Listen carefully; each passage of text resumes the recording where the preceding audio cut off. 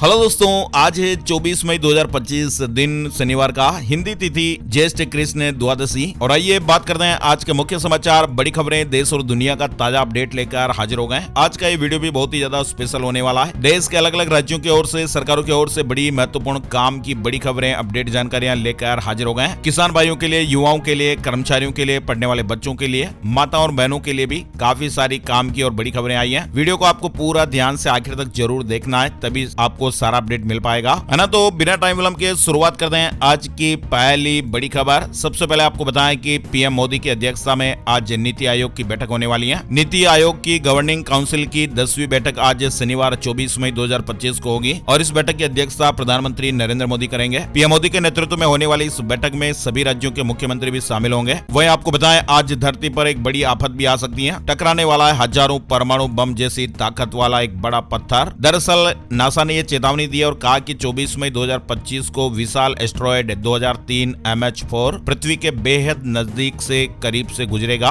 और अगर थोड़ा सा भी ये पृथ्वी को टच हो गया तो फिर दिक्कतें हो सकती हैं। ये एस्ट्रॉयड 3 फुटबॉल मैदानों जितना चौड़ा है और 14 किलोमीटर प्रति सेकंड की रफ्तार से ये बढ़ रहा है। वैज्ञानिक इसे खतरा मानते हैं क्योंकि भविष्य में कक्षा में बदलाव से ये टकरा सकता है और नासा फिलहाल इस पर नजर बनाए हुए हैं। वैज्ञानिकों का यह मानना होता है कि अगर इतना बड़ा एस्ट्रॉयड धरती से टकराता है तो वो हजारों परमाणु बमों जितनी ऊर्जा छोड़ सकता है और इसका नतीजा क्या होता है? भीषण आग, भूकंप, सुनामी और लंबे समय तक चलने वाली इंपैक्ट विंटर, जिसमें सूरज की रोशनी तक रुक सकती है। हालांकि नासा कह रहा है कि फिलहाल कोई टक्कर का खतरा तो नहीं है और इस पर बारीक नजर रखी जा रही है। तो आज 24 मई को एस्ट्रॉयड को लेकर भी अपडेट चल रहा है ना। और अब बड़ी खबर आप देखिए, अब मतदान केंद्र के बाहर मोबाइल को जमा कर सकेंगे वोटर। प्रचार नियमों में भी बड़े बदलाव हो गए हैं। दरअसल चुनाव आयोग ने मतदान के दिन व्यवस्थाओं को और बेहतर करने, मतदाताओं की सुविधाओं को बढ़ाने के मकसद से मतदान केंद्रों पर मोबाइल फोन को जमा करने के लिए काउंटर स्थापित करने का ऐलान किया है। इसके अलावा 2 और निर्देश भी जारी किए गए। मतदान केंद्रों के ठीक बाहर मोबाइल डिपॉजिट सुविधा देने का निर्णय हुआ। ये फैसला शहरी और ग्रामीण दोनों क्षेत्रों में मतदान के दिन बड़े पैमाने पर मतदाताओं, खास करके वरिष्ठ नागरिकों, महिलाओं और दिव्यांगों को मोबाइल फोन के प्रबंधन में आने वाली चुनौतियों को देखते हुए लिया गया है। हालांकि मतदाता को मतदान केंद्र के अंदर मोबाइल फोन ले जाने की अनुमति नहीं होगी, लेकिन फिर भी कुछ मतदान केंद्रों पर इसकी छूट रहेगी। परिस्थितियों के आधार पर छूट दी जा सकती है। इसके अलावा चुनाव आयोग ने पार्टियों और उम्मीदवारों को मतदान केंद्र के प्रवेश द्वार से 100 मीटर की दूरी पर अनौपचारिक मतदाता पहचान पर्चियां वितरित करने के लिए बूथ स्थापित करने की अनुमति देने का भी फैसला किया है। अभी तक ये सीमा 200 मीटर की थी। साथ के साथ आपको एक और अपडेट बताते हैं। चुनाव से जुड़ी ऐसी तमाम जानकारियां अब आपके एक ही जगह पर और एक ही मोबाइल ऐप पर आपको मिल जाएगी। चुनाव आयोग ने इसके लिए एक अत्याधुनिक एकीकृत ऐप तैयार किया है, जिसमें आपको चुनाव से जुड़ी किसी भी तरह की जानकारी फटाफट मिल जाएगी। इस ऐप को तैयार करने का काम पूरा हो गया और अभी इस पर ट्रायल चल रहा है ना। और देखिए, बड़ी खबर आ रही है। अभी हाल ही में म्यांमार में भूकंप से बड़ी तबाही मची थी और भूकंप एक बार फिर से वहां आया है। मार्च में भूकंप से काफी नुकसान झेल चुके म्यांमार में एक बार फिर भूकंप आया और इस बार भूकंप की तीव्रता 4.0 की रही। देर रात को यह भूकंप आया था, लोग घरों से बाहर निकल आए। चलिए बड़ी खबर देखिए, अमेरिका में कमाए पैसे भारत भेजने पर अब 3.5% टैक्स लगेगा। इससे यूएस को सालाना करीब 8,000 करोड़ रुपए मिलेंगे। यानी अमेरिका में one big beautiful bill act पारित हो गया है। अमेरिका से कमाए हुए पैसों को अगर आप भारत भेजेंगे तो उस पर 3.5% टैक्स लगेगा। अमेरिकी प्रतिनिधि सभा ने 22 मई को one big beautiful bill act पारित कर दिया है और इस बिल में फॉरेन वर्कर्स द्वारा पैसों को अपने देश भेजने पर टैक्स लगाने का प्रावधान है। अमेरिकी राष्ट्रपति डोनाल्ड ट्रंप की इस नई पॉलिसी का सबसे बड़ा असर भारत पर भी पड़ सकता है, क्योंकि भारतीय प्रवासी अमेरिका से सबसे अधिक रेमिटेंस भेजते हैं। रेमिटेंस यानी प्रवासियों द्वारा अपने देश भेजा गया धन। सीनेट की मंजूरी के बाद 1 जनवरी 2026 से यह लागू हो जाएगा। वहीं देखिए, अब अमेरिका में डोनाल्ड ट्रंप ने एप्पल से कहा कि भारत में आईफोन मत बनाओ और ऐसा किया तो फिर 25% टैरिफ लगाएंगे। ये तो एक तरह की धमकी हो गई। अमेरिका के राष्ट्रपति डोनाल्ड ट्रंप ने भारत में आईफोन बनाने को लेकर एप्पल को एक बार फिर धमकी दी है। डोनाल्ड ट्रंप ने कहा कि अमेरिका में बेचे जाने वाले आईफोन का निर्माण भारत या किसी अन्य देश में नहीं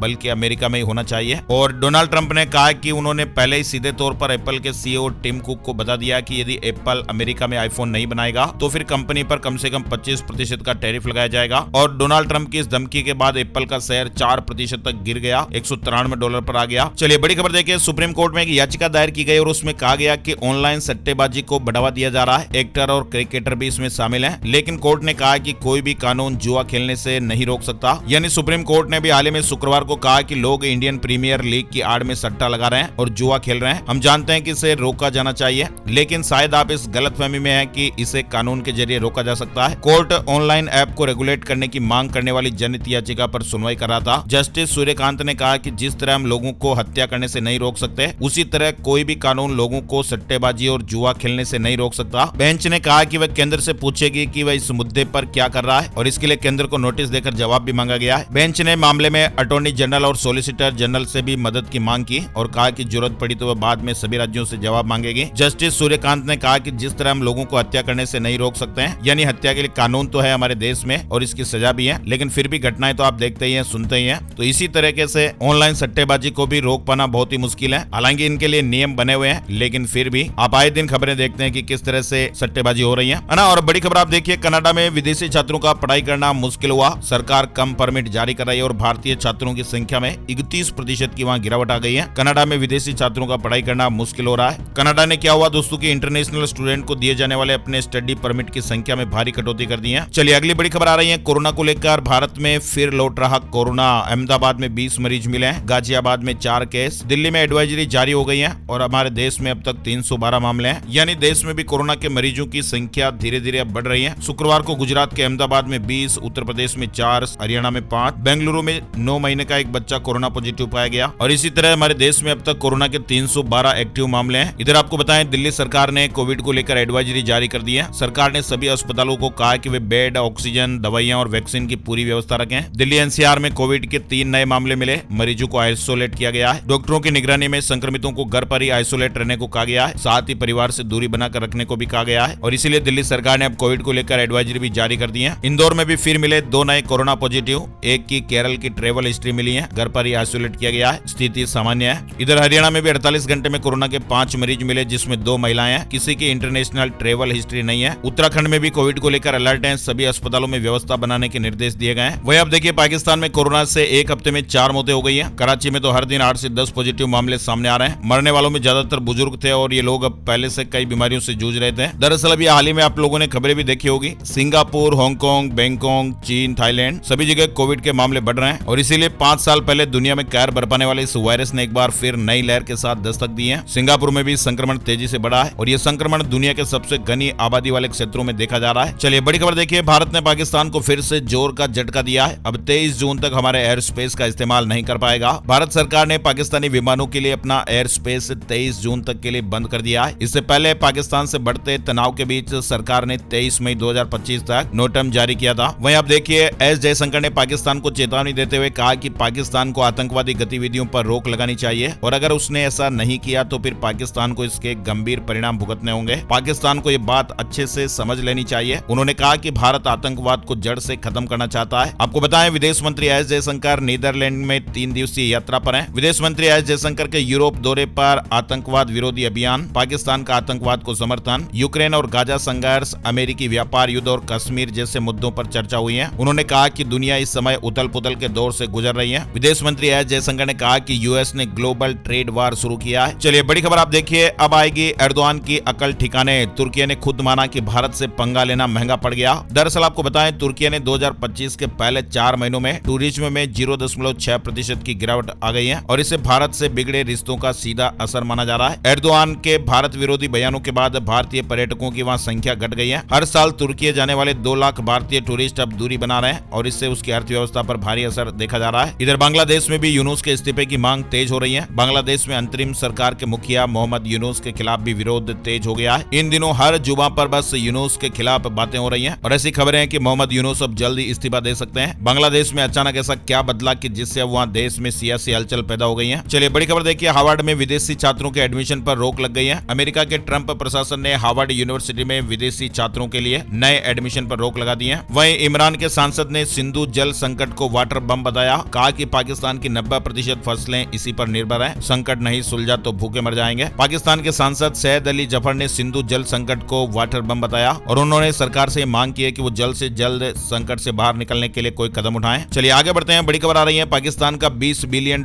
का लोन रोक सकता है भारत। वर्ल्ड बैंक के सामने फंडिंग का मुद्दा उठाएगा। पाकिस्तान को फिर FATF की ग्रे लिस्ट में लाएगा, यानी पाकिस्तान को जून में मिलने वाले $20 बिलियन के लोन पैकेज को भारत रोकना चाहता है। वर्ल्ड बैंक के साथ होने वाली मीटिंग में पाकिस्तान को फंडिंग दिए जाने के मुद्दे को भारत प्रमुखता से उठाएगा। चलिए बड़ी खबर देखिए, फ्लाइट के टेक ऑफ लैंडिंग के वक्त खिड़कियां बंद रखने का आदेश, फोटोग्राफी और वीडियो बनाने पर भी बैन लग गया है। देश के 4 डिफेंस एयरपोर्ट पर यह नियम लागू हो गया है। डिफेंस एरिया की सुरक्षा को देखते हुए भारत सरकार ने फ्लाइट के टेक ऑफ और लैंडिंग के वक्त खिड़कियां बंद रखने का आदेश आदेश दे दिया है। यह आदेश DGCA की तरफ से जारी किया गया है और आदेश के मुताबिक पैसेंजर्स के फोटो खींचने और वीडियो बनाने पर भी बैन रहेगा और ये नियम देश के उन 4 डिफेंस एयरपोर्ट पर लागू होगा जिनका इस्तेमाल कमर्शियल फ्लाइट के लिए होता है। इसमें अमृतसर, जम्मू, श्रीनगर और जैसलमेर एयरपोर्ट शामिल है और ये सुरक्षा के चलते फैसला लिया गया है ताकि हमारे डिफेंस एरिया की फोटोग्राफी, वीडियोग्राफी ना हो पाए। चलिए बड़ी खबर देखिए, जर्मनी ने आतंकवाद के खिलाफ भारत की जंग का समर्थन किया है और कहा कि हर देश को आत्मरक्षा का पूरा हक है। भारत को निश्चित रूप से आतंकवाद के खिलाफ अपनी रक्षा करने का पूरा अधिकार है। वहीं आप देखिए, भारतीय डेलीगेशन के रूस पहुंचने से पहले यूक्रेन का हमला, मॉस्को एयरपोर्ट पर ड्रोन अटैक किया गया, 40 मिनट तक आसमान में फंसे रहे। रूस की राजधानी मॉस्को गए भारतीय प्रतिनिधि मंडल का विमान गुरुवार को 40 मिनट तक आसमान में चक्कर काटता रहा। दरअसल मॉस्को के आसमान में यूक्रेन के ड्रोन मौजूद थे, इस कारण विमान के लैंडिंग में देरी हुई। रूसी अधिकारियों के मुताबिक एयर डिफेंस फोर्स ने रात भर में 105 ड्रोन मार गिराए, जिसमें से 26 मॉस्को की तरफ उड़ रहे थे। वहीं खबर है कि ऑपरेशन सिंदूर पर भारत का पक्ष रखने के लिए डेलीगेशन रूस भी पहुंच गया है। आम आदमी पार्टी के सांसद अशोक मित्तल भी शामिल है। चलिए आगे बढ़ते हैं, बड़ी खबर मध्य प्रदेश से आ रही है। सेना के अधिकारी कर्नल सोफिया कुरैशी को आतंकियों की बैन बताने वाले मध्य प्रदेश के मंत्री कुंवर विजय शाह ने एक बार फिर माफी मांगी है। उन्होंने कहा कि ये मेरी भाषाई भूल थी, इसके लिए मैं बहन सोफिया कुरैशी और देशवासियों से माफी मांगता हूं। मंत्री विजय शाह ने शुक्रवार को एक वीडियो भी जारी किया जिसमें उन्होंने कहा कि किसी को ठेस पहुंचाना मेरा उद्देश्य नहीं था, भूलवश कहे शब्दों के लिए फिर से हाथ जोड़कर माफी मांगता हूं। चलिए बड़ी खबर आ रही है, आरबीआई का नया ड्राफ्ट सर्कुलर निष्क्रिय खातों के लिए आप देख सकते हैं। वीडियो केवाईसी से भी दोबारा चालू हो सकेंगे बैंक अकाउंट। भारतीय रिजर्व बैंक ने निष्क्रिय खातों यानी इनऑपरेटिव बैंक अकाउंट और बिना दावा वाले बैंक खाते यानी अनक्लेम्ड डिपॉजिट जमा राशियों से जुड़े 1 जनवरी 2024 के नियमों में बदलाव का प्रस्ताव दिया है। नए ड्राफ्ट सर्कुलर के मुताबिक अब बैंकों को सभी ब्रांचों वीडियो केवाईसी और अधिकृत बिजनेस कॉरेस्पोंडेंस यानी बीसी के जरिए खातों का केवाईसी अपडेट कर उन्हें फिर से चालू करने की सुविधा देनी होगी। हालांकि यह बदलाव तभी से लागू माना जाएगा जब इसे आरबीआई की ऑफिशियल वेबसाइट पर डाला जाएगा। होता ना कि 2 साल से अगर हम किसी खाते में लेन देन नहीं करते हैं तो फिर हमारा जो अकाउंट है वो इनऑपरेटिव हो जाता है, फिर हमें वापस बैंक जाना पड़ता है, केवाईसी वगैरह हम करवाते हैं तब जाकर वो चालू होता है। तो ऐसे ही नियम अपडेट हुए हैं। वहीं आप देखिए, आरबीआई सरकार को रिकॉर्ड 2.69 लाख करोड़ रुपए सरप्लस ट्रांसफर करेगा और ये पिछले साल से 28% अमाउंट ज्यादा है। बड़ी खबर आ रही है, पश्चिम बंगाल की मुख्यमंत्री ममता बनर्जी ने सरकार से अपील की है कि संसद का विशेष सत्र बुलाया जाए। ममता बनर्जी ने कहा कि आतंकवाद को लेकर भारत का रुख दुनिया को बताने के लिए भारत का ऑल पार्टी डेलीगेशन विदेशों में गया हुआ है। उनके सुरक्षित लौटने के बाद ये सत्र बुलाया जा सकता है। चलिए बड़ी खबर राजधानी दिल्ली से आ रही है। दिल्ली में अगर आप घर वगैरह बनवाने के बारे में सोच रहे हैं तो ये नए नियम आप जरूर ध्यान रखिएगा। दिल्ली प्रदूषण नियंत्रण समिति यानी डीपीसीसी ने राजधानी में बढ़ते प्रदूषण को कम करने के लिए 500 वर्ग मीटर से अधिक के सभी निर्माण और ध्वस्तीकरण परियोजनाओं के लिए नए नियम जारी किए हैं और अब डीपीसीसी के डस्ट कंट्रोल पोर्टल पर रजिस्ट्रेशन अनिवार्य है। बिना पंजीकरण के एमसीडी, एनडीएमसी और डीडीए भवन योजनाओं को मंजूरी नहीं देंगे। साथ ही बड़ी खबर आ रही है, सुप्रीम कोर्ट ने एक महत्वपूर्ण फैसले में मद्रास उच्च न्यायालय के आदेश को रद्द कर दिया है जिसमें एक सरकारी शिक्षिका को तीसरे बच्चे के जन्म पर मातृत्व अवकाश देने से मना कर दिया गया था। कोर्ट ने कहा कि मातृत्व अवकाश प्रजनन अधिकारों का हिस्सा है और इसे किसी भी हाल में नहीं रोका जा सकता। ये महिलाओं का मौलिक अधिकार है और कोई भी इससे वंचित नहीं कर सकता। मैटरनिटी लीव पर सुप्रीम कोर्ट ने यह बड़ा ऐतिहासिक फैसला सुनाया है। वहीं आप देखिए, इसरो में अब दिखेगा महिला वैज्ञानिकों का दबदबा। कामकाज में 40% तक महिलाओं की भागीदारी बढ़ेगी। इसरो में महिलाओं की वर्तमान में लगभग 20% भागीदारी है जिसे 40% तक बढ़ाया जाना चाहिए। इसरो के अध्यक्ष डॉक्टर वी नारायणन ने इस तरह की बात कही है। टेलीग्राम बैन से जुड़ी एक बड़ी खबर आ रही है। वियतनाम में टेलीग्राम पर बैन की तैयारी हो रही है। सरकार ने वहां राष्ट्रीय सुरक्षा के लिए खतरा बताया है। टेलीग्राम पर यह आरोप है कि यह प्लेटफॉर्म देश विरोधी गतिविधियों, साइबर अपराध और अवैध डेटा व्यापार का अड्डा बन गया है और स्थानीय नियमों का पालन नहीं कर रहा। इसलिए वियतनाम सरकार टेलीग्राम ऐप पर प्रतिबंध लगाने की तैयारी कर रही है। वहीं आप देखिए, वित्त वर्ष 2024-25 की चौथी तिमाही में भारत की विकास दर 6.8% रहने का अनुमान है। कायर एज रेटिंग्स की नई रिपोर्ट सामने आई है। केंद्रीय कर्मचारियों के लिए खुशखबरी आई है। रिटायरमेंट के बाद मिलेगी ज्यादा पेंशन। सरकार ने नोशनल इंक्रीमेंट का तोहफा दिया है। कार्मिक एवं प्रशिक्षण विभाग डीओपीटी के एक आदेश के मुताबिक एनुअल इंक्रीमेंट से एक दिन पहले रिटायर होने वाले कर्मचारियों को उनके पेंशन बेनिफिट के कैलकुलेशन के लिए एक नोशनल इंक्रीमेंट यानी काल्पनिक सैलरी हाइक मिलेगा। केंद्रीय कर्मचारियों के लिए, केंद्रीय सरकारी कर्मचारियों के लिए अच्छी खबर है। एक आधिकारिक आदेश में यह जानकारी आई है और कहा गया कि अब कोई भी केंद्रीय कर्मचारी जो 30 जून या 31 दिसंबर को रिटायर होंगे उन्हें नोशनल इंक्रीमेंट का फायदा मिलेगा, यानी इसके चलते उन्हें ज्यादा पेंशन मिलेगी। वहीं आपको बताएं, यूपीएससी ने सीडीएस एग्जाम का रिजल्ट जारी कर दिया है। ऑफिशियल वेबसाइट पर रिजल्ट उपलब्ध है। वृद्धावस्था पेंशन पाने वालों के लिए जरूरी खबर आ रही है। मथुरा में वृद्धावस्था पेंशन योजना को पारदर्शी बनाने के लिए प्रशासन ने बड़ा अपडेट दिया है। 57,362 लाभार्थियों में से 10% लाभार्थियों का क्रॉस सत्यापन होगा ताकि अपात्रों को हटाकर पात्रों को शामिल किया जा सके। ग्रामीण क्षेत्रों में बीडीओ और शहरी शहरी क्षेत्रों में उप जिला अधिकारी सत्यापन करेंगे। जीरो पॉवर्टी अभियान के तहत चिन्हित वृद्धजनों को भी लाभ मिलेगा और आधार प्रमाणीकरण अनिवार्य किया गया है। वहीं बड़ी खबर आप देखिए, इंसानी खोपड़ी का सूप पीने वाले राजा कुलंदर को उम्र कैद की सजा हो गई है। लखनऊ कोर्ट ने यह बड़ा फैसला सुनाया है। बॉडी का मांस भी भूनकर वो खा जाता था। लखनऊ एडीजे कोर्ट ने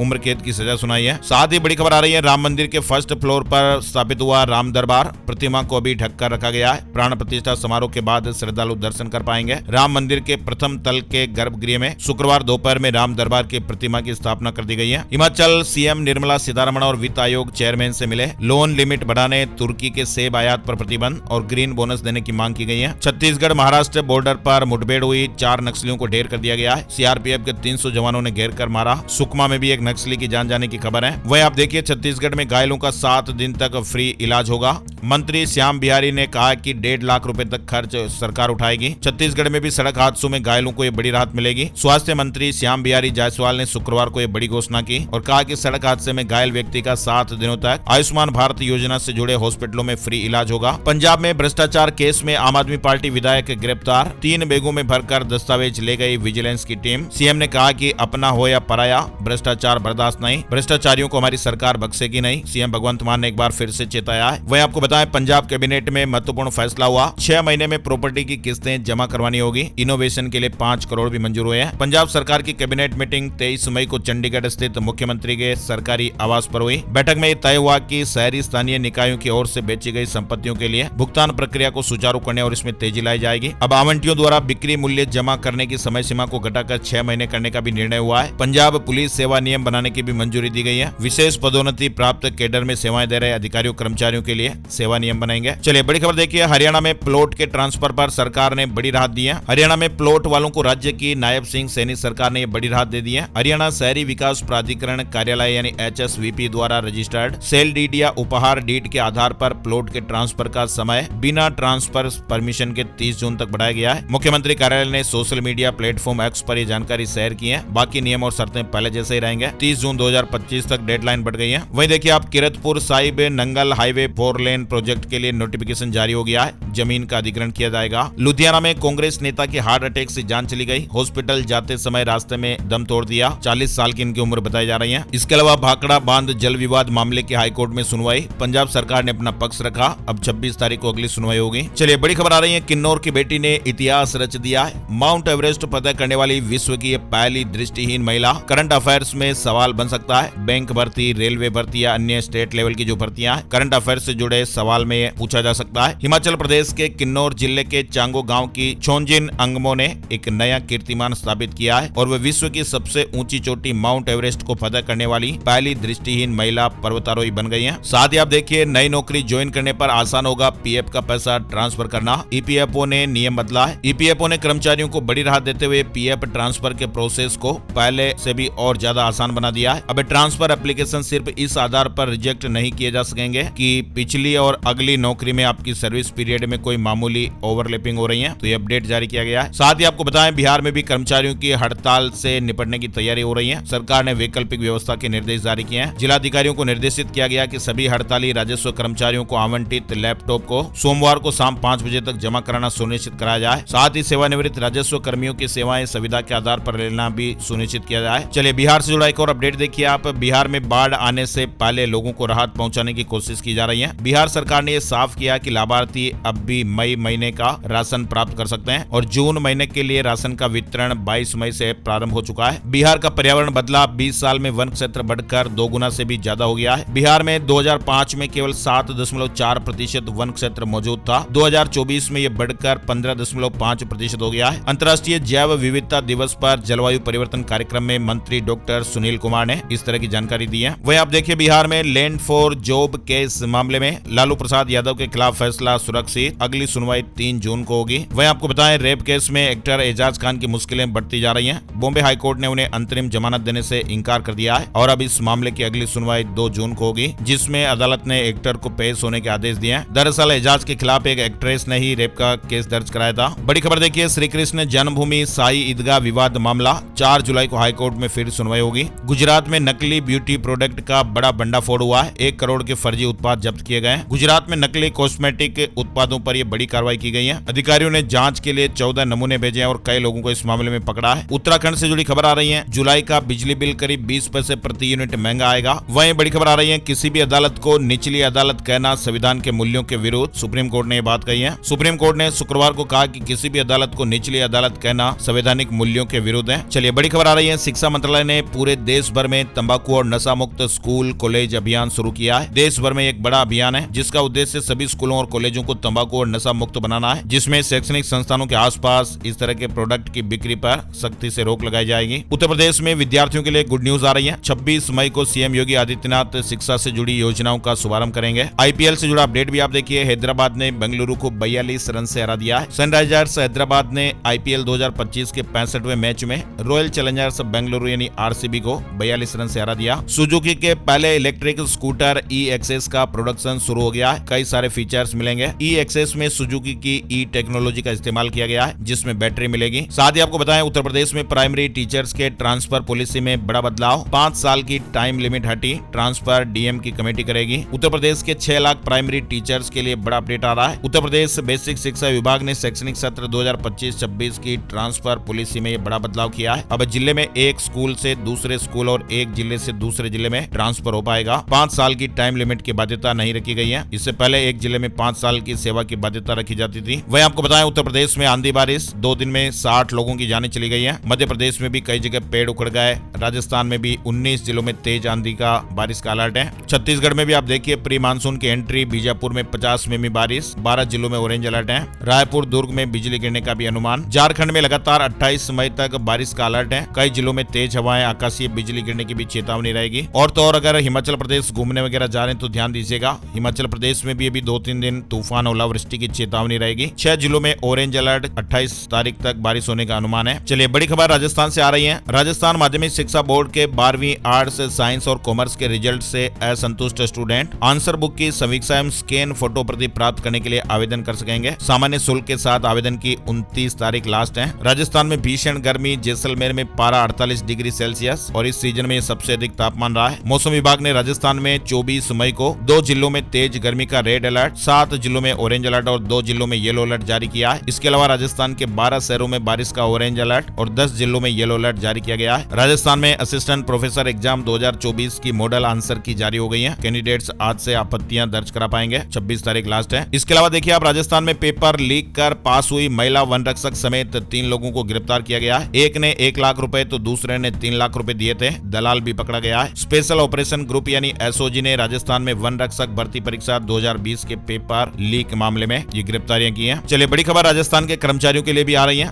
राजस्थान सरकार ने महंगाई भत्ता बढ़ोतरी का तोहफा दिया है। 11 और 6% डीए बढ़ाया गया है। मुख्यमंत्री भजनलाल शर्मा ने पिछली बार वित्त वर्ष 2025-26 की शुरुआत में 1 अप्रैल को 2% डीए बढ़ाने का ऐलान किया था, जो 1 जनवरी 2025 से लागू हुआ था। हालांकि सरकार ने 7वें वेतनमान के तहत महंगाई भत्ते में 2% की बढ़ोतरी को मंजूरी दे दी थी, लेकिन इस बार 5वें और 6ठे वेतनमान के तहत डीए बढ़ोतरी का ऐलान किया गया है। वहीं आपको बताएं, राजस्थान में अंता से विधायक रहे कंवरलाल मीणा की सदस्यता रद्द कर दी गई है। कंवरलाल मीणा अंता सीट से विधायक थे और ये फैसला विधानसभा अध्यक्ष वासुदेव देवनानी ने महाधिवक्ता की रिपोर्ट आने के बाद लिया है। मीणा पर सरकारी अधिकारियों को धमकाने, सरकारी काम में बाधा डालने और संपत्तियों को नुकसान पहुंचाने का आरोप था और इसी आरोप के तहत मीणा को 14 दिसंबर 2020 को स्थानीय कोर्ट ने 3 साल की सजा सुनाई थी, जिसके बाद वो हाई कोर्ट और फिर सुप्रीम कोर्ट तक भी गए, लेकिन राहत नहीं मिली। ट्रायल कोर्ट ने उन्हें 21 मई तक सरेंडर करने का आदेश जारी किया था। बड़ी खबर देखिए, केवल कोटा में ही विद्यार्थी जाने क्यों दे रहे हैं। सुप्रीम कोर्ट की राजस्थान सरकार को फटकार, कहा कि हल्के में ना लें। 1000 महिलाएं संभालेंगी पीएम के प्रोग्राम की व्यवस्था। मध्य प्रदेश से बड़ी खबर आ रही है। ऑपरेशन सिंदूर के बाद प्रधानमंत्री नरेंद्र मोदी पहली बार भोपाल आएंगे। भोपाल के जम्बूरी मैदान पर 31 मई को वे महिला सम्मेलन को संबोधित करेंगे और इस सम्मेलन की कमान पूरी तरह से महिलाओं के हाथों में होगी। मध्य प्रदेश से जुड़ा एक और अपडेट देखिए आप, ससुराल या पैतृक पंचायत में नहीं होगा तबादला। एक पंचायत में 10 साल से पदस्थ सचिवों को सबसे पहले हटाएगी सरकार। मध्य प्रदेश में तबादले के लिए बचे 9 दिन की समय सीमा के बीच पंचायत और ग्रामीण विकास विभाग ने पंचायत सचिवों के लिए तबादला नीति जारी कर दी है और इस नीति में कहा गया कि एक ही पंचायत में 10 साल की समय अवधि पूरी कर चुके पंचायत सचिवों के तबादले सबसे पहले होंगे और कोई भी पंचायत सचिव अपनी पैतृक पंचायत या ससुराल में पदस्थ नहीं किया जा सकेगा। नियम जारी किए गए। वहीं मध्य प्रदेश में आप देखिए 12वीं में 75% नंबर लाने वालों को लैपटॉप मिलेंगे। स्कूल शिक्षा विभाग ने जिलों को सूचियां भेज दी हैं। हायर सेकेंडरी परीक्षा में 75% या फिर इससे अधिक नंबर लाने वाले स्टूडेंट्स के बैंक खाते में लैपटॉप के लिए 25,000 रुपए भेजने के लिए स्कूल शिक्षा विभाग ने विद्यार्थियों की बैंक डिटेल मांगी है। वहीं आपको बताएं मध्य प्रदेश में उच्च शिक्षा विभाग में प्राध्यापकों के 2197 पदों पर जून और जुलाई महीने में भर्ती परीक्षाएं होंगी। पंडित धीरेन्द्र कृष्ण शास्त्री 26 मई को पंचकुला आएंगे। 4 दिन तक हनुमंत कथा करेंगे। पंडाल तैयार किया जा रहा है। पंचकुला में सेक्टर 5 स्थित दशहरा मैदान में कथा की तैयारियां चल रही हैं। मध्य प्रदेश में सरकारी कर्मचारी निजी हॉस्पिटल में इलाज करा सकेंगे। प्रदेश के 50 से ज्यादा हॉस्पिटल सूचीबद्ध। मनमानी वसूली पर मान्यता रद्द हो सकती है। मध्य प्रदेश सरकार ने शासकीय कर्मचारियों और उनके आश्रितों के लिए इलाज को और अधिक सुलभ और रियायती बनाने की दिशा में ये महत्वपूर्ण कदम उठाया है। अब प्रदेश के 50 से अधिक निजी अस्पतालों को मनोनीत सूचीबद्ध अस्पताल घोषित किया गया है। इंदौर में शनिवार को चालू रहेंगे चारों रजिस्ट्रार कार्यालय। अवकाश के दिन भी रजिस्ट्रियां होगी। मई महीने में शनिवार यानी अवकाश के दिन भी इंदौर शहर के चारों उप पंजीयक कार्यालयों को खोले जाने के निर्देश दिए गए हैं। उज्जैन में 5 मकानों पर बुलडोजर चला।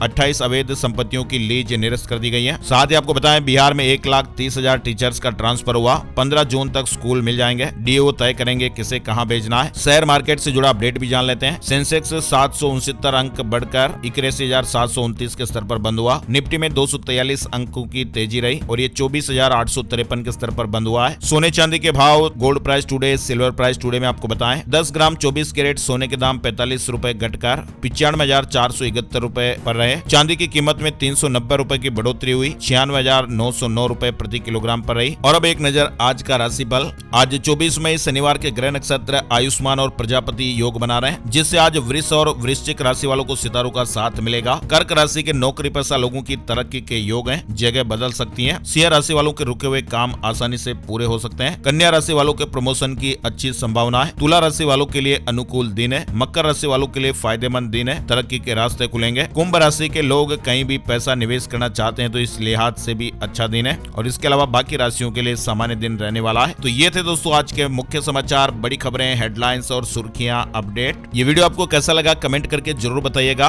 और ऐसी ही काम की बड़ी खबरों का वीडियो हर रोज हम आपके लिए लाते रहते हैं, तो प्लीज आप हमें सपोर्ट कीजिएगा। इस वीडियो को आप लाइक भी कर दीजिएगा, फेसबुक और व्हाट्सएप पर शेयर भी कर दीजिएगा। एक और नई जानकारी और अपडेट वीडियो में फिर मिलते हैं। तब तक के लिए जय श्री राम, जय हनुमान।